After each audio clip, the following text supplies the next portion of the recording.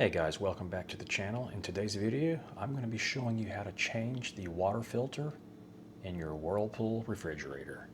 So I've got this Whirlpool side-by-side refrigerator, and of course this might vary model to model, but if you'll open the freezer door, this is where the filter is contained.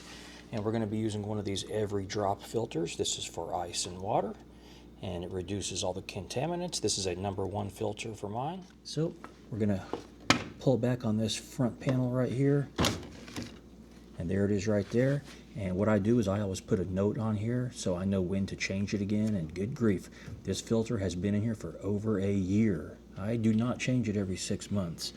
I change it, well, that's been almost 14 months ago. I probably went a little bit long on that one. So this is what the filter looks like. I'll peel that off of there, and it shows you right there the arrows match up with that, and it goes in just like that. Okay, so this is our new filter. Okay, very important that you do pull this off. Okay, it's good to go. You're going to line that arrow up to match that arrow right there, and then it's going to go in just like that. And I'm going to replace that note here in just a second. All right, got my new note here with today's date, July 31st, 2026. Okay, and then that's going to just push in like that. And you're going to hear that noise of the water kind of getting sucked into it. And then we're going to close the freezer door.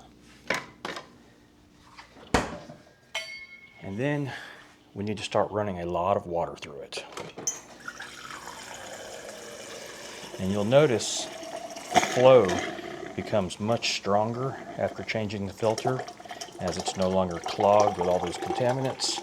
You're going to have a few air bubbles, no big deal, that's all perfectly normal. Get all those air bubbles out of there. And you're going to want to run quite a bit of water through this thing. So just keep doing this until you get what you need ran through it. And then your water is good to go. And of course, to reset the filter, it's real simple. It tells you right there, press and hold the light and the ice type buttons for 3 seconds, and that will reset the filter length. There's like a little red light that lights up on there when the filter is due to be replaced. But of course, I don't replace it as often as they tell you to, because these filters are very expensive. So, as always, if you have any questions, put those in the comments. And thanks for watching.